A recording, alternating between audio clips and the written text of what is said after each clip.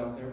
But the one piece of advice is just making sure whatever they want to do, as far as pursuit and acting, like if it's voiceover specific, do research on the people that you want to work with, because like Dorah alluded to earlier, there are a lot of people out there who will just love to take your money and will give you nothing in return.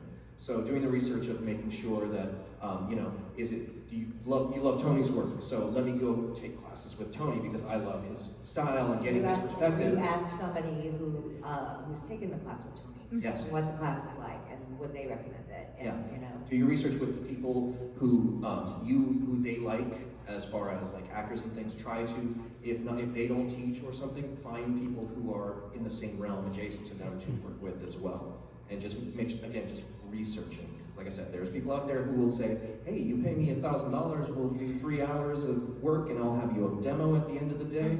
And that's just a scam. And ideally, you want to look for people who are working now, who are booking now. Because there might be some casting directors who are still technically around, or voice directors, actors, all of these things. Like, oh, I love this thing was my childhood, and they're not working so much now. So they might not be up to date on the advice and teaching that they would give you. And the contemporary and what entertainment is right now.